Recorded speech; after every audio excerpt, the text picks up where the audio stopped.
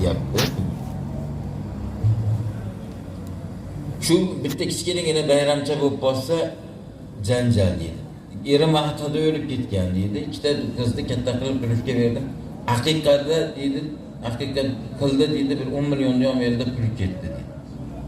Yordam so'ramagan joyim qolmadi.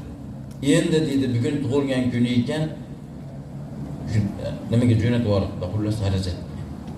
Bu yeb ichadigan xarajat emas, bugun meni qo'yib bersin, meni qo'yib bersin deb tashlaydi. O'zim qizim tug'ilgan kuni, olasam berma, olasam.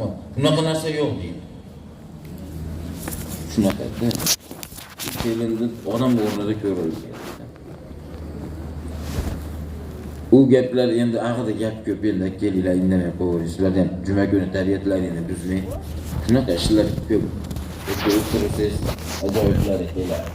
Hop, shu orqada, shu kishilarda, shu oilada shunaqa narsalar bo'lyaptimi ekan deb hayron qoladigan darajada gaplar. Hazrat Rasululloh alayhisolatu vassalom aytdilarki, nikoh meni sunnatim. Kim bunga amal qilmasa, falaysa minni, u menga munosib ummat emas dedilar. Nikoh meni sunnatim.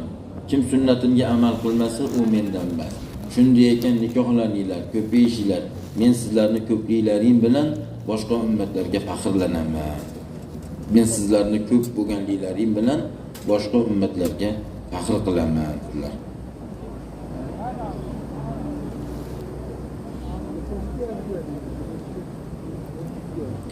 Yana Hazrat Payg'ambar alayhisolatu vassalom aytadilarki, Imom Ahmad rivoyat qiladilar. Bu hadis Abu Hurayra roziyallohu anhudan, sahobiy Abu Hurayradan aytadilarki, 3 toifa odamlar bor.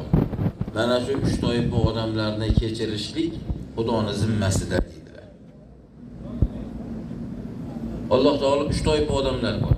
Alloh taolo ularga yordam berishlik, ularning gunohlarini kechirishlik Xudoning zimmasida. Bittasi gunohdan saqlanishlik uchun uylanib, o'sha ayolni boqib yurgan erkak.